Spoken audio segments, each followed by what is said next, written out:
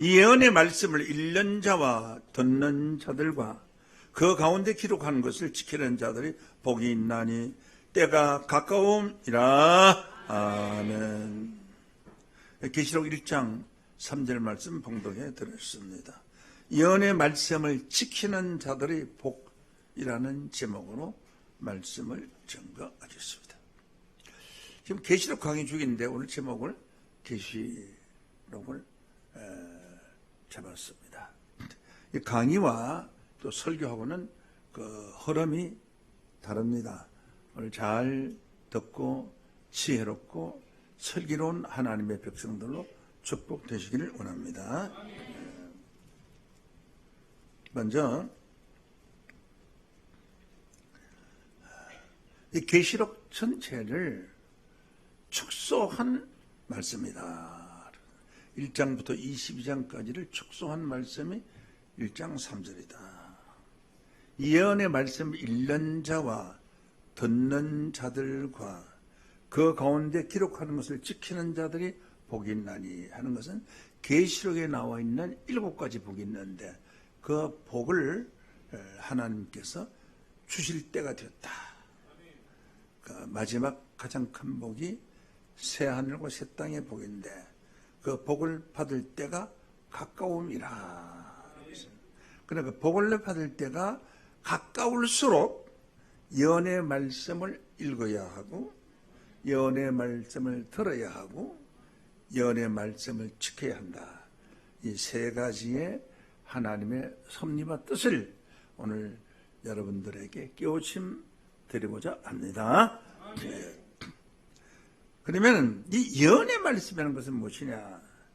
하나님의 예정하신 하나님의 뜻이 이루어지기 전에 앞서 이루어질 것에 대한 그림자적인 것을 환상을 통해서 미리 보여주는 것이에요.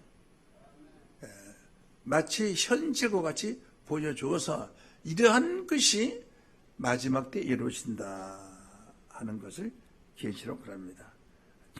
다시 말하자면은 계시록 전체가 비밀의 보화가 방 안에 있다면은 마치 방문을 활짝 열어서 그 방 안에 있는 것을 보여주는 것 같이 밝게 알게 해주는 것을 계시라고 합니다. 그럼 이 계시록이 과연 계시답게 문을 읽으면 읽는 자와 듣는 자들과 그 가운데 기록하는 것을 지킬 수 있는 환하게 알게 해주느냐? 그렇지는 않습니다. 왜 그렇지 않느냐 하면은 진짜 이 계시록은 1000번 만번을 읽어도 뜻을 알 수가 없습니다. 그냥 어렴풋이 묵시적으로 보여주는 것뿐입니다. 구약 성경의 모든 예언은 묵시라는 이름으로 기록되어 있는데 신약 성경의 요한계시록이라고 나오는 이 책은 계시로 되어 있습니다. 묵시라는 것은 묵묵하게 어렴풋이 알려주는 것. 해가 어두워서 사람의 얼굴은 잘 보이지 않는데 저 한 20m 밖에 사람이 지나간다. 누군지는 모르겠다. 그냥 지나간 것은 틀림없다. 그런 것은 묵시적으로 보는 것입니다. 저 사람이 지나가면서 옆에 사람은 치고 나갔는데 누가 맞았는지 치는 자가 누군지는 알 수 없지만 치고 나간 것은 틀림없다. 그런 것은 묵시적으로 본 것입니다. 계시적으로 본 것은 마치 밝은 대낮에 바로 1, 2m 앞에서 누가 지나가다가 옆에 사람을 치고 지나갔다. 그 얼굴을 지금 보면 알 수가 있다. 그럼 이제 확실하게 보여주는 것을 계시록 합니다. 그래서 요한계시록을 쓰는 이 책은 요한계시록이 아니고 예수 그리스도의 계시입니다. 그래서 계시록 1장 1절에 이는 예수 그리스도의 계시라. 이는 하나님이 그에게 주사 반드시 속히 될 일을 그 종들에게 보이시려고 그의 천사를 그 종 요한에게 보내어 지시하신 것이라고 했습니다. 그래서 요한은 지시받은 것이지 계시받은 것은 아닙니다. 계시는 예수 그리스도의 계신 줄로 믿습니다. 문을 열어서 보여주는 것 같이 알 수 있다는 그 계시는 어떤 내용이냐 하면은 계시록 10장 9절부터 보면은 계시록 10장 천사가 나와 작은 책을 달라 한즉 천사가 작은 책을 갖다 먹어버리라. 네 배에서 쓰나 네 입에는 꿀같이 달리라 하거늘 내가 천사의 손에서 작은 책을 갖다 먹어버리니. 책을 먹어버리니. 지금 내가 성경이 한 3cm 혹은 2cm 정도로 된 조그마한 성경을 팔아요. 영어로 된 성경인데 내가 외국에서 하나 샀는데 같이 있다가 너무 작아서 잊어버렸어요. 큰 밤을 말해요. 그래서 그런 작은 성경이 있어요. 작은 성경인데 여기에 이 작은 책을 갖다 먹어버리니 이것은 계시록 5장 1절에 보면 하나님의 오른손에 있는 안박으로 써서 7일을 봉한 아주 천개의 비밀을 가득히 담은 연의 말씀. 이것을 갖다 먹어버리니 내 천사의 손으로 작은 책 갖다 먹어버리니 내 입에는 꿀같이 달아 먹은 후에는 배에서 쓰게 되더라. 11절 봅니다. 저가 내게 말하기를 네가 많은 백성과 나라와 방언과 임금에게 다시 예언하여 하리라. 그래서 계시록은 이미 예언되는 거지만은 이것이 작은 책으로 다시 예언되어야 된다. 책이 크다는 것은 무엇을 의미하냐면 이 부피가 커서 큰 것이 아니라 너무 그것이 양이 많고 넓어서 알 수가 없다. 그래서 크다 이런 뜻이고요. 작다는 것은 삼켜버릴 만큼 만만하다. 내가 쉽게 알 수 있다. 그런 뜻입니다. 그래서 네가 말하기를 많은 백성과 나라와 방언과 임금에게 다시 예언하여 하리라. 다시 예언한다고 해서 편호인 책이라는 것은 해석된 책을 말하고요. 덮여있는 책은 인봉된 책을 말합니다. 그래서 편호인 작은 책을 받아먹었어요. 해석된 책을 받아먹고 다시 예언하는 겁니다. 다시 예언함으로써 천하 만방이 다 알아들을 수 있는 그야말로 계시입니다. 계시라는 것은 문을 열어서 보여주는 것 같이 아주 쉽게 해석해서 알게 해주는 것을 계시라고 합니다. 이 계시록으로 기록되어 있는 이 요한계시록이 실상은 계시가 아니고 묵시로 기록이 되어 있다는 겁니다. 묵시로 기록되어 있기 때문에 저 지나가는 사람이 누군지를 알 수가 없어요. 지나가는 거는 맞는데 말은 지나갔는데 저기 흰 말인지 검은 말인지 모른다. 너무 어두웠으면 집에서. 이러니까 묵시적으로 묵묵하게 기록된 것이 계시록인데 그렇기 때문에 이것을 밝게 환하게 알려주는 것은 그 묵시로 어렵게 기록되어 있는 그 내용을 꿀같이 달게 받아먹어서 다시 예언을 해. 다시 그 해석된 것을 다시 쉽게 알 수 있도록 예언함으로써 백성들이 알아서 지킬 수 있는 축복이 있게 될 줄로 믿습니다. 그래서 지금은 다시 예언되는 말씀을 드려야 된다는 것이죠. 계시록 1장 1절을 봅니다. 예수 그리스도의 계시라 이런 하는 것은 예수 그리스도의 계시는 이 계시는 축소해서 전체를 쓰는 말씀이기 때문에 다시 예언되는 이 말씀을 하나님이 그에게 주사. 이 묵시의 말씀은 줘봐야 소용없어요. 받아봐야 소용없어요. 보물섬의 비밀을 영어로 기록되기 때문에 영어를 모르는 사람은 줘봐야 백지 주는 게나 마찬가지예요. 소용없어요. 그래서 여기에 주는 것은 전체적인 섭리를 볼 때 1장부터 20장의 섭리를 볼 때 하나님이 그에게 주사 반드시 속히 될 일을 종들에게 보이시려고 반드시 속히 될 일을 보여주자면 봐도 무엇인지 모르는 사람한테 보여주면 뭐합니까? 영어로 기록되면 영어를 모르는 사람이 그 보면 뭐합니까? 일본어로 기록된 일본어를 모르는 사람이 보면 뭐합니까? 보이시려고 그 천사를 그 종 요한에게 보내어 지시하신 것이다. 그래서 결국은 요한이가 기록한 말씀 가운데서 계시록 10장 10절에는 작은 책을 받아먹고 다시 예언할 수 있도록 하나님께서 주신 것입니다. 이제 이 계시록의 말씀을 읽는 자와 했습니다. 오늘 본문 말씀에 이 예언의 말씀을 읽는 자와, 읽는다는 것은 영어를 읽듯이, 문자를 보고 읽듯이, 한문을 보고 읽듯이 읽기는 읽는데 그 발음 무슨 장가는 아는데 뜻을 몰라요. 그럼 읽기는 읽어도 소용없는 것입니다. 한글을 배운 초등학생한테 읽고 읽기는 읽어놓고 그 말 뜻을 물어보면 뜻을 알 수가 없어 모릅니다. 인생을 살아보지 아니하고 우리가 쓰는 단어 내용을 모르기 때문에 모르는 겁니다. 모릅니다. 뭐 다람쥐가 뭔지는 모르는데 어떻게 다람쥐를 설명할 수 있겠어요? 읽기는 다람쥐로 읽을 수가 있지만 다람쥐를 모르잖아요. 토끼라고 읽지만 토끼가 어떻게 생긴지는 몰라요. 본 사실이 없어요. 그거 마찬가지입니다. 그래서 예언의 말씀을 읽는 자와 하는 것은 읽고 알 때에 읽는 자가 되는 거예요. 읽었는데 내용은 모를 때는 읽는 자가 되는 것입니다. 그래서 그 읽는 자와 듣는 자들과, 읽는 자는 한 사람 단수로 표시했고 듣는 자들은 복수로 표시를 했습니다. 구약 시대 때 성경을 어떻게 읽고 어떻게 듣느냐 제가 설명하겠습니다. 그때는 인쇄술이 없어요. 책이 없어요. 그래서 필경을 합니다. 창세기부터 계시록까지 연필로 다 적습니다. 그 필경을 하는 사람을 가리켜서 율법사라고 합니다. 매일 성경만 필경하나요. 그래서 한 권을 딱 필경해 놓으면은 이것을 아주 비싼 값으로 팝니다. 그래서 그것으로 먹고 살 수가 있어요.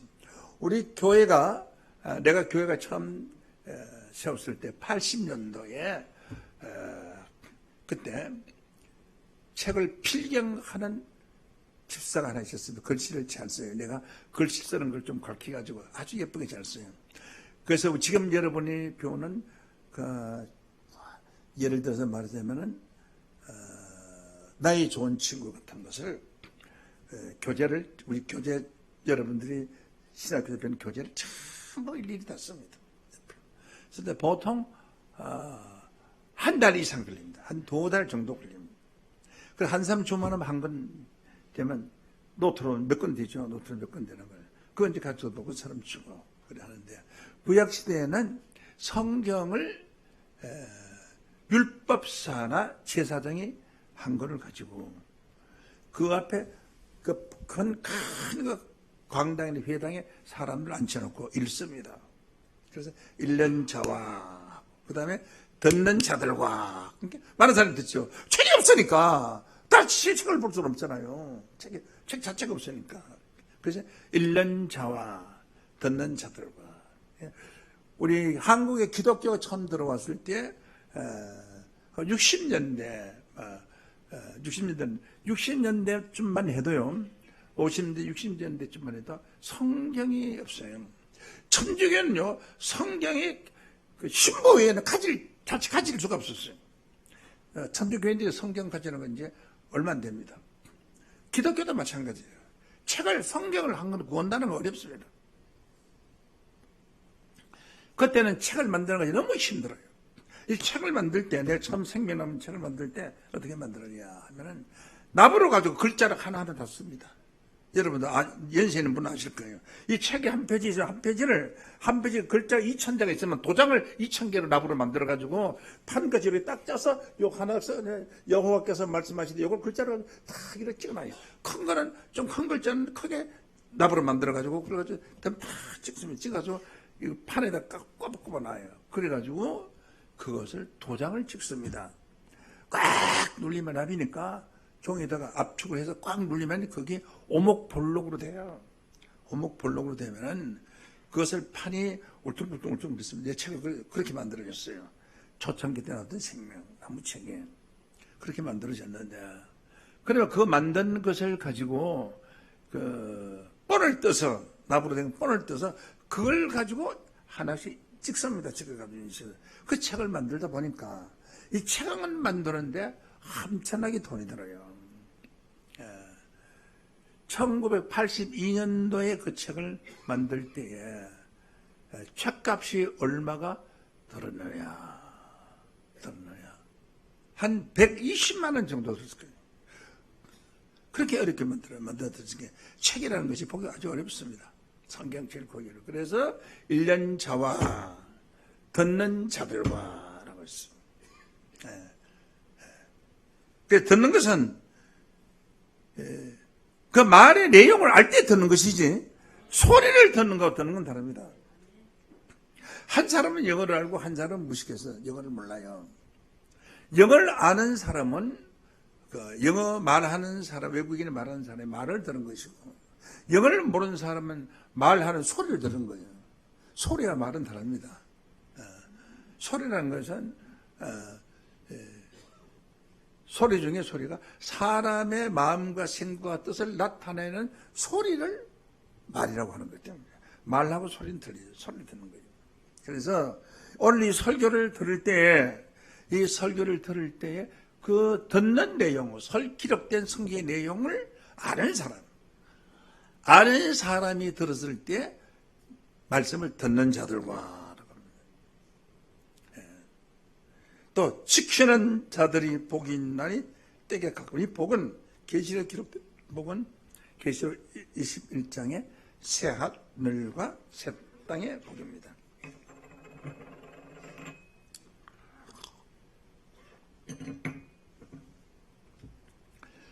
자, 이렇게 해서 읽는 자들과 듣는 자들, 그 가운데 기록된 것을 지키는 자들이 복이다. 그러면 결론은 뭐냐? 예언의 말씀을 지키는 자들이 복 받을 수 있다는 그 내용에 관해서 기록되어 있는데, 오늘 이 문제에 관해서 조금 더 자세하게 여러분이 깨우침 받음으로 내 자신이 듣는 자에 해당되는가, 안 그러면은 읽는 자에 해당이 되는가, 내가 읽고 들은 것을, 읽는 것을 눈으로 보고 듣는 것을 귀로 듣고 마음의 깨달음을 받아서 지키고 있는가.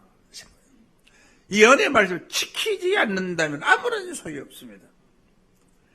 읽고 들은 것은 무효가 되는 것이고, 지키지 아니하면은 절대로 구원받을 수가 없습니다. 지켜야 됩니다.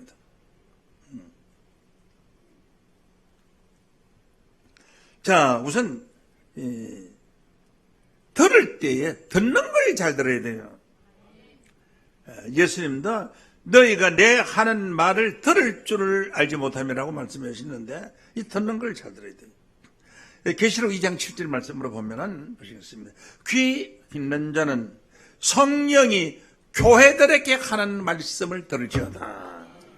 그러니까 귀 있는 자는, 이 귀는 성령 귀를 가진 자를 말합니다. 성령의 소리를 들을 수 있는 사람은 성령의 귀를 가져야 듣지요. 사람의 귀를 가지고는 들을 수가 없어요. 중국 사람의 귀를 가져야 중국어를 잘 듣죠. 중국 사람의 귀를 안 가지고 미국 사람의 귀를 가지고 있으면은 중국 사람의 말을 들을 수가 없고요. 그 미국 사람의 귀를 가지는 사람은 미국 말은 잘 알아듣지만 영어는 잘 알아듣지만 중국말은 모르는 거 아니겠어요? 그래서 성령이 교회들에게 하는 소리를 들으라 하는 것은 성령의 귀를 가지고 있는 사람입니다. 무엇입니까? 성령이 하는 소리를, 성령이라는 것은 신을 말하는데 신의 소리를 어떻게 사람이 듣습니까? 사람이 어떻게 신의 소리를 들을 수 있어요? 성령이 교회들에게 하는 말씀을 들을지어다 라고 했는데, 이 성령이 무엇이냐?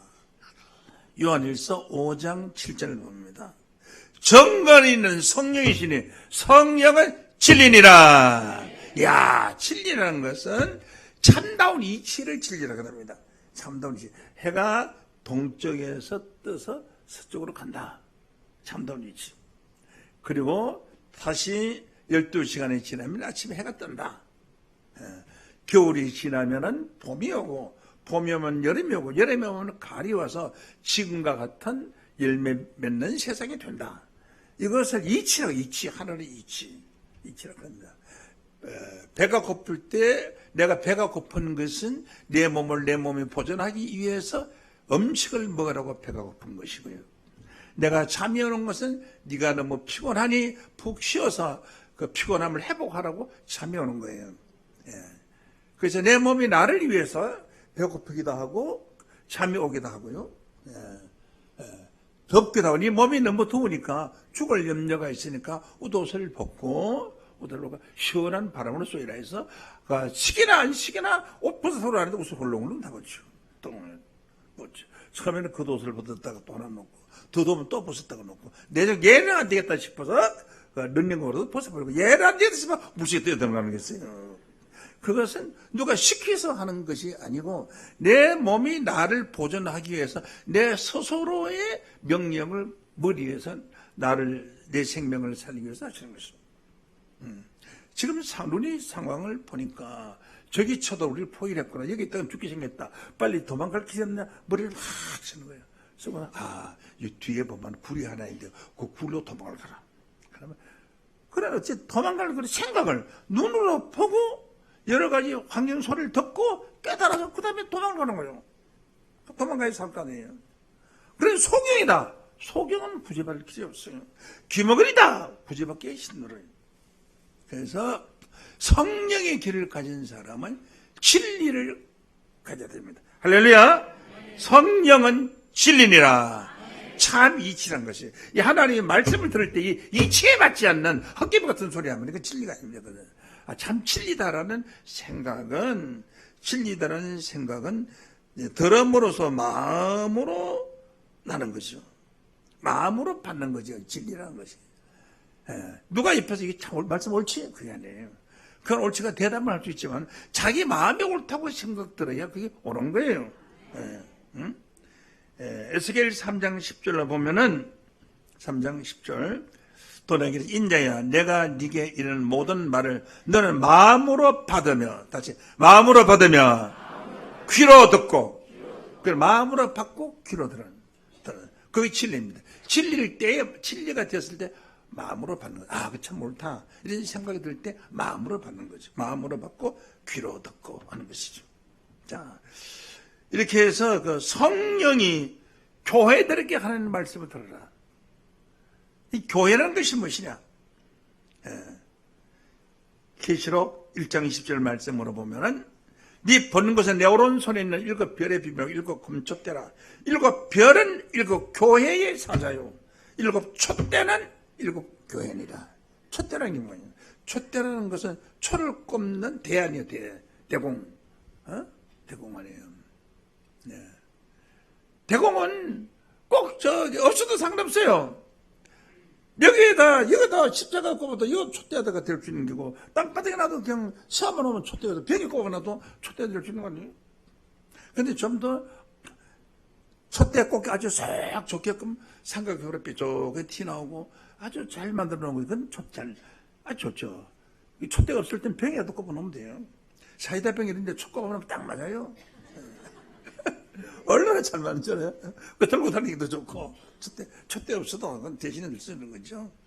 그래서, 촛대는 마치 교회 건물과 같고요. 교회 건물이 있으면 뭐예요? 교인이 있어야지. 말씀을 증거하는 목사는 그 촛대의 등불과 같습니다. 할렐루야?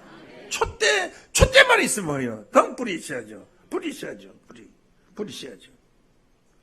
그래서 성령이 교회들에게 하는 소리를 들어라 하면은 한 교회만 말하는 것이 아니고 아시아에 있는 7 교회에게 하는 소리를 들어라. 그러니까 한 교회 소리만 듣지 말고 7 교회의 소리 다 모여 들어라. 뭐가? 성령이 말씀하신 소리를 들어라. 이 성령의 소리를 들을 수 있는 건 마음으로 받으며 귀로 듣는 줄로 믿습니다. 그리고 믿음으로 또 믿음. 야, 그 참 말씀이 옳다는 내 마음의 믿음에 갈 때 그 소리가 들리는 겁니다. 로마서 10장 17절로 보시겠습니다. 그러므로 믿음은 들음에서 나며 들음으로 그리스도의 말씀, 들음은 그리스도의 말씀으로 말미암음이다. 믿습니까? 이것이 그리스도의 말씀이다. 이 참 진리의 말씀이다. 그래서 생각할 때 그것이 귀에 들려오는 겁니다. 이거 그리스도의 말씀 아니고 지금 김 목사의 얘기다. 그럼 뭐 들을 필요가 없어요. 값어치가 없어요. 그래서 믿음은 들음에서 나는 것이고요. 들음에서 날 때 마음으로 받으며 귀로 듣는 것입니다. 왜 그러면 듣게 해주느냐? 네 혼자만 듣게 해주느냐? 듣게 해주는 이유가 있습니다. 듣고 오르면 네가 가서 전해라 이 말이에요. 전하라고 듣게 해준 겁니다. 에스겔 3장 11절로 봅니다. 사로잡힌 이 민족에 가서 그들이 듣든지 아니 듣든지 그들에게 고하여 이르기를 주 여호와의 말씀이 이러이러하다 하시더라라고 덜 알려주어라. 그렇습니까? 세강 중앙교회 가니까 말씀이 이러이러하시더라 하는 것을 알려주어라. 할렐루야. 이것은 성령의 귀로 들어야 됩니다. 성령의 귀로 들으면 드는 것은 성령의 귀로 들으면 마음을 떠나지 않고 그 마음에 남아 있습니다. 평생토록 마음속에 남아 있습니다. 남아 있습니다.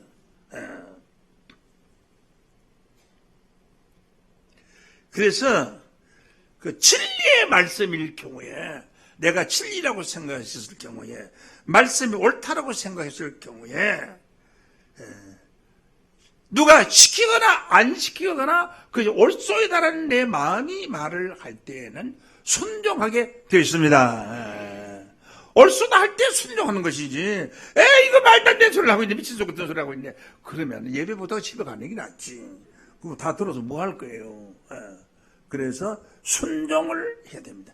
듣고 말씀이 옳다, 진리다고 싶을 때 순종해야 할 줄로 믿습니다. 순종은 순순히 복종하는 것을 순종이라고 합니다. 순종.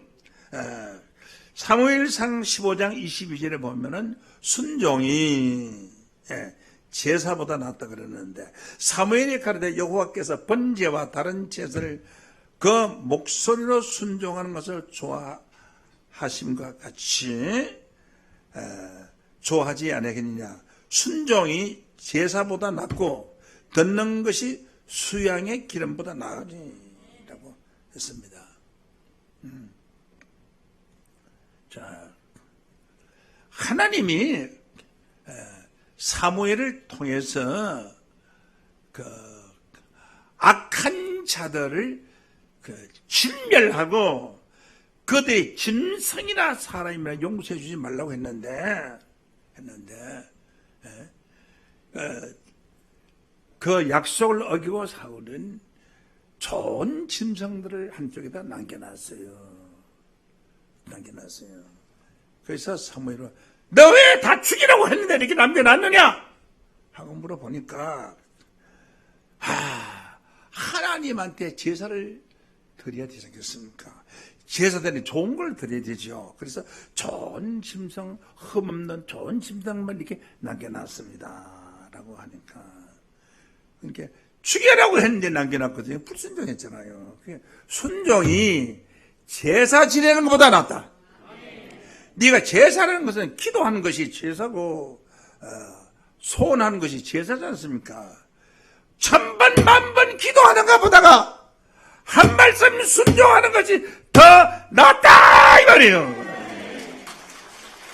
알겠습니까? 제사보다 순종하는 것이 낫다. 수양의 기름보다 듣는 것이 수양의 기름보다 낫다는 것은 제사를 드릴 때 수양의 그 기름을 뿌려서 제사를 드리거든요. 기름이 제사예요. 제사는 그 수양을 잡아서 기름을 뿌리는 것보다가 하나님 말씀 하나 듣는 것이 더 낫다 이 말이에요. 듣는 것이 낫다. 천마리 만마리 재물 갖다가 제사 버리고 헌금 1000마리 수억 갖다 하나님 바치는 것보다도 더 나은 것은 하나님의 말씀을 잘 듣고 지키는 자들이 더 낫다. 헌금은 수천억 가서 하는데 하나님 말씀 듣지도 않고 지키지 않고 그냥 돈만 갖다 교회 갖다 주면 천당 갈 줄 알아요? 돈이 천당 보내줍니까? 그래서 순종이 제사보다 낫다. 그래서 듣는 자들과 하는 것은 오늘 이 말씀을 듣고 마음에 깨달음이 올 때 듣는 자들과 1년 차는 성령의 말씀을 읽을 때 성령으로 듣게 되고요, 육신의 말씀을 읽을 때는 육신으로 듣게 되고요, 미친 소리를 읽을 때는 미친 소리를 듣게 되는 거예요. 여러분은 성경에 기록되어 있는 장래에 되어질 이 예언의 말씀을 읽을 때에 듣는 자, 성령의 귀를 가지고 듣는 자들이 되기를 원합니다. 이 들음은 마음으로 받으며 귀로 듣고 믿음으로 들어야 됩니다. 그리고 들었으면 그 말씀을 순종해야죠. 순종하는 것이 제사 지내고 기도하는 것보다 낫다. 그런데 예수님 당시에 수많은 제자들 외에 수많은 사람들이 들었는데 그들에 대해서 예수님이 뭐라고 말했냐? 마태복음 13장 15절 말씀으로 보면은 이 백성들이 마음이 완악하여져서 귀는 듣기에 둔하고 무슨 소리를 말하는지 둔하고 눈은 감았으니 눈은 눈에 있는데 보기는 봤는데 소경에는 마찬가지다. 뭐 다 같이 보여줬는데 생선을 보여줬는데 그걸 다람쥐라 하는 거지. 하나님이 다람쥐라 그러게 따랐어. 그런 게 눈이 소경 아니에요. 소경. 다르게 본 거예요. 다 같이 성경을 보는데 수천 년 동안 성경을 봤지만은 예수님이 도적까지 올 것을 믿고 기다렸단 말이에요. 데살로니가전서 5장 4절에는 예수님은 빛의 아들에게는 도적같이 오지 아니한다라고 했는데 그 전 세계 기독교가 예수님이 혹낮에 혹밤에 난 알 수 없어도 내가 도적같이 오는 주님을 기다리거든. 그러니까 잘못 듣고 잘못 봤다는 겁니다. 그래서 내가 눈을 떠서 영안이 밝아져야 전에 소경이었다는 것을 알고 성경을 많이 아는 지식인 밑에 가봐야 내가 무식했다는 것을 알고요, 큰 부잣집에 가봐야 내가 가난했다는 것을 알고 힘센 자 밑에 가봐야 내가 참 힘이 없고 약한 자라는 것을 알듯이 비교가 돼야 합니다. 비교. 하나님 말씀 들을 때 비교가 돼야 합니다. 그래서 너의 눈은 봄으로 너의 귀는 들음으로 복이 있다. 그러니까 복이 귀가 있는 거예요. 귀가 제일 복이 있어요. 하늘과 땅에 있던 보물 말씀이 나온다라고 말했는데 귀가 얻어서 뭐 돌려야지. 눈은 보기 위해서 있는 거, 귀는 들으기 위해서 있는 거 아닙니까? 마태복음 13장 16절 말씀으로 보면 그러나 너희 눈은 봄으로 다시 너희 귀는 들음으로 복이 있다. 오늘 여러분들 영화로도 보고 또 성령의 귀로 잘 들을 줄 아는 지혜자가 되기를 원합니다.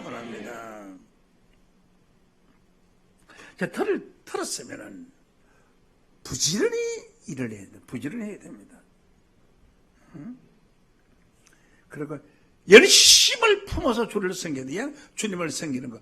부지런하고 열심을 품어서 주를 섬길 때 하나님께서 이 듣는 것과 아는 것과 깨달은 것을 통째로 주실 줄로 믿습니다. 정성을 드려야 됩니다. 정성. 제가 이 공직 생활을 하면서 성경을 하나 갖다 놓은 거죠. 전심으로 기도하면 보고 교회는 안 나갔어요. 아무 교회도. 앞에 있는 그 삼각지에 삼각교회라고 다녔는데 그 가보니까 맨날 돈 얘기 막 한가면 돈 얘기. 그래서 지금 돈에 미쳤구나 싶은 생각이 들어서 저기 무슨 남대문에 무슨 장사꾼다 이거 맨날 돈 하면 11주 생활 잘하는 사람이 복을 받아서 잘 됐고 못해 전부 헌금대로 돈 얘기밖에 없어요. 그래서 안 나갔어요. 로마서 12장 10절 말씀으로 보면은 형제를 사랑하여 서로 우애하고 존경하며 사랑하고 존경하기를 서로 먼저 하며. 아유, 장로님 많이 하셨어요. 선생님 많이 하셨어요. 집사님 하실 때 당신이 나보다 낫다 하는 마음으로 말해요. 상대방을 당신이 나보다 낫다. 낫지 않은 걸 알지만 낫다라고 했을 때 그 사람이 양심이 있잖아요. 저 사람은 나보다 지식이고 나보다 낫다라고 알고 있는데 자기는 못 부족하고 내가 더 낫다라고 말을 하니까 양심이 속여지는 겁니다. 자기 양심 볼 때 참 훌륭하신 분이다. 자기를 낮추고 남을 높이는 사람을 볼 때 그 사람을 훌륭한 사람으로 하는 겁니다. 나는 잘나고 너는 못났다. 이런 식으로 말하면 저 미천입니다. 이렇게 생각합니다. 항상 남을 나보다 낮게 여기는 그런 마음으로 말을 하고 행위를 할 때 존경을 받을 수가 있습니다. 진정한 사랑을 받을 수 있습니다. 그래서 먼저 존경하고 부지런하며 열심을 품고 주를 섬겨라. 정말로 열심을 품고 주를 섬깁니다. 이 말씀을 깨달을 때 얼마나 좋은지, 전 세계에서 처음으로 이 말씀을 깨달을 때 얼마나 좋겠어요. 천국이죠, 천국. 기가 막히네. 그냥 막 열심히 전하니까 사람 듣고 목사님들이 막 목사들 모인데 가서 목사들부터 잡아야 되다 싶어서 그러니까 그 신림동에 어떤 집에 어떤 권사집이 하나 있는데 그게 목사들이 많은데 갔어요. 그 권사들 기생들이야 보니까요. 기생 권사들이야. 목사들 그거 가면 다 잡힌대요. 나만 안 잡히고 다 잡혔어요. 다 잡히는데 뭐 음식이고 뭐가 온걸 대접을 잘하고 그 목사들 그 모르는 사람이 없어. 소문이라도 가보니까요. 거기 가서 목사단을 말씀을 드렸더니 이야 참 김 목사님 대단하십니다. 어떻게 이런 말씀을 기다리냐고. 그럼 우리 교회 온다게 아버지 말할게 온다게 들었어. 예배 보는 게 교인들이 총 다 해봐야 한 12명밖에 안 되거든. 그러니까 에이 말씀이 기 좋은데 사람이 이렇게 없냐. 그래서 이 생각이 들어서 한 번 왔다만 가면 안 가요. 그러니 내가 제일 좋은 방법, 내가 안 만나주는 게 제일 좋은 방법이라. 그래서 처음에는 생각할 때, 아유, 언제 내가 12명을 만들어서 봉고차에 10인상 해가지고 소풍이나 한번 갔으면 좋겠다. 3년이나 해도 12명이 안 돼. 이거 기가 막히는 거였어요. 그런 교회가, 원래 우리 교회가 이렇게 크게 성장을 하고, 천국의 교회를 세우고, 수만 명의 신도들이 저 한 사람 말며 세워지지 않습니까? 그래서 지도자는 절대 교만하면 안 됩니다. 세상에도 사업하는 사람도 마찬가지입니다. 자기 자신을 낮추고 남이 나보다 낫게 여기고 열심을 품고 주를 섬기는 데 되어야 할 줄로 믿습니다. 그런데 눈으로 보고 귀로 듣고 마음으로 감격했으면 지켜야 될 거예요. 그 말씀 지켜야 될 거예요. 행함이 없어요. 야, 말씀만 받아보고 귀만 가. 우리 성도님들이요, 솔직히 좀 말씀드려요. 여러분도 양심에 그렇다 생각될 거예요. 천국에 가면은 귀는 뭐 방송만 할 거야, 귀가. 너 귀가 키 크냐? 네가 한 번도 안 빠지고 교회 잘 나갔잖아. 나가서 말씀 어마어마하게 들었더니 귀만 커져, 귀만 커져. 행함이 없어, 행함이 없어. 그러면 그 균형이 안 맞는 기형 인간이 되는 거 아니겠어요? 내가 말씀을 깨달을 만큼 귀가 크면 눈도 크고 눈도 크면 입도 크고 사람도 크고 마음도 크고 정신도 크고 믿음도 큰 자가 되어야 할 줄로 믿습니다. 야고보서 2장 26절 말씀으로 보면은 영혼이 없으면 죽은 것 같이 사람 영혼 떠나면 죽는 거 아니에요? 같이 행함이 없는 믿음은 죽은 믿음이라. 행함이 없는 믿음은 죽은 믿음. 그래서 이 좋은 말씀이 있으면 행하는 빛이 있어야 됩니다. 믿습니까? 우선 교회의 성도의 근본 세 가지 의무가 있습니다. 첫째, 교회 열심히 잘 나가고요. 두 번째, 헌금해야 됩니다. 헌금하고요. 세 번째, 봉사해야 됩니다. 그래서 교회 출석, 헌금, 봉사 이것이 성도들의 3대 원칙입니다. 교회에 헌금하지 않으면 교회가 어떻게 운영되나 하겠습니다. 아무리 좋은 말씀이 있어도 소용없죠. 이 교회가 이렇게 서 있는 것은 여러분들의 헌금으로 세워진 것입니다. 제가 돈 벌어서 보탬 하나도 없어요. 헌금으로 쓰는 거예요. 그래서 이 교회는 하나님의 교회입니다. 어떤 개인 재산이 될 수가 없습니다. 영혼이 없는 몸은 죽은 거지 행함이 없는 믿음은 죽은 믿음이라 라고 말씀을 했습니다. 그래서 우리가 하나님 앞에 나갈 때 행한 것에 대한 하나님의 축복입니다. 행함. 그 십자가의 상에 달린 우편 강도가 예수를 이루하기를 말하기를 뭐랬냐. 너와 나는 죽어서 마땅하지만 강도질했으니까 이 사람의 행하는 것은 옳지 않은 것이 하나도 없나니라. 이 강도의 설교에 예수 눈이 번쩍 떠이고 위로를 받았어요. 사랑하는 제자들도 다 도망가고 있는데 왜 강도가 말이지 나를 그렇게 예수를 그렇게 위로해주고 감동받게 해준 것입니다. 세상 사람들은 다 자기 사랑하는 제자들도 예수의 가는 길을 몰랐어요. 요한복음 14장 6절 말씀에 보면은 나는 곧 진리요 길이요 진리요 생명이니 나로 말미암지 않거나 예수를 말미암지 않거나 아버지를 갈 데가 없다고 했는데 사절에서 5절 말씀 보면은 뭐라고 또 기록되냐 이렇게 기록되어 있어요. 내가 가는 그 길을 너들이 알리라. 도망이다. 주여 어디로 가시는지 우리가 그 길을 알지 못하거나 어떻게 주의 가는 길을 알겠습니까? 주님의 가는 길을 모릅니다. 3년에 따라다니게 들어오고 그런데 3년 그냥 하루도 안 따라다녔다. 우편 강도는 뭐라고 말해요? 주여 당신의 나라에 임하실 때 나 좀 생각 좀 해주소서. 예수의 가는 길을 강도는 알고 있었어요. 당신의 나라에 간다는 것을 알고 있었어요. 나라에 가실 때 나 조금만 생각만 해 주십시오. 나는 구원해달라고 소리는 못하겠습니다.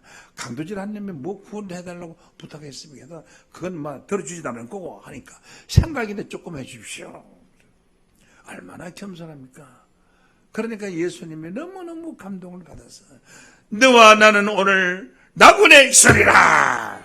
이 큰 축복을 준 것 아닙니까?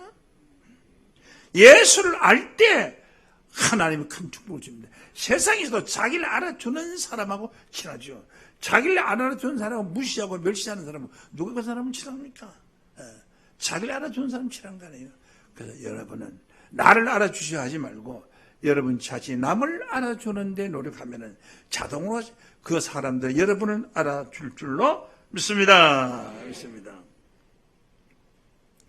자, 여기에서 제가 이제 말씀을 드리고자 하는 것은 왜 이런 말씀을 드리냐면, 자, 예언의 말씀 읽는 자와 듣는 자들이 지키면 복을 받는데 지키고 싶은데 교회를 안 나와요. 목사의 가정에 있는 목사의 사모가 안 나오고 목사의 아들, 딸이 안 나와요. 지금 이 자리에 그런 사람 있어요? 우리 교회 간판 부르는 사람 안 나와. 내가 물어보지 왜 안 나와? 물어보지도 않았어요. 안 나와요.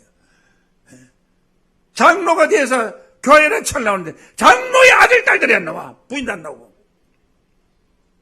자기 가는 길이 참 생명의 길이요 구원의 길이 어떻게 안 나올 수가 있습니까? 말도 안 되는 거죠. 사도 바울이 뭐라고 말했느냐?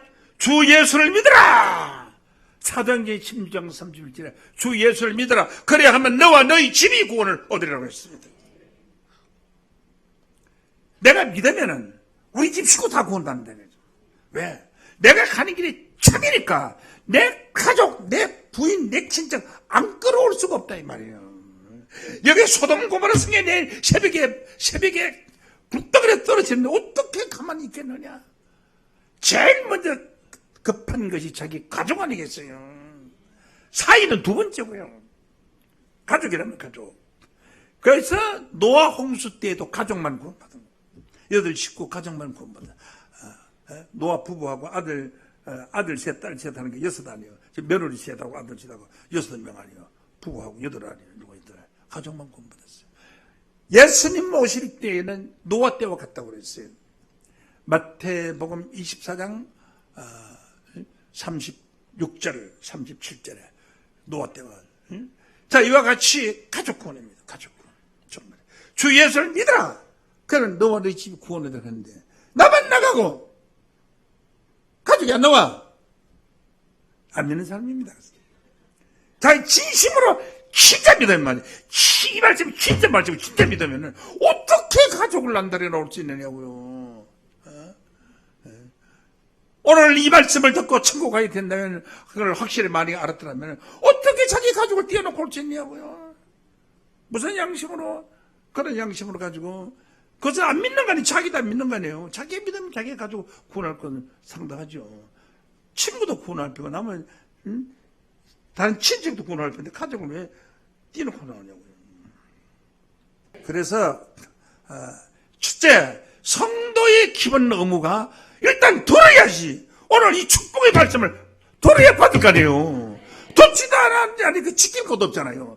연의 말씀을 지키는 자가 복이 있다 하는데 나와서 듣질라 해서 지킬 일도 없고 복 받을 일도 없는 건 당연한 거 아닙니까? 이왕 구원 못 받을 거 여기 와서 뭐 헌금 내고 11조하고 뭐 고생할 필요가 뭐가 있어요. 다 그거 가지고 잘 먹고 잘 사는 게 낫지. 그렇잖아요. 왜 교회 나와요? 나오지 말지. 그래서 가족 구원이 시급하다. 지금 때로 봐서 그렇습니다. 가족 구원이 시급한 때니까 여러분들 가족 구원 열심히 하시길 바라고요. 바라보고 또 특별히 목사 직분과 장로 직분을 받으신 분들은 본이 돼야 돼요. 장로 가족이 교회를 나간다고 말이 안 되잖아요. 원래 기성교회는 온 가족이 교회에 다 나오지 않으면 장로 직분 절대로 안 줍니다. 절대로 안 줘요. 물어보세요, 가서.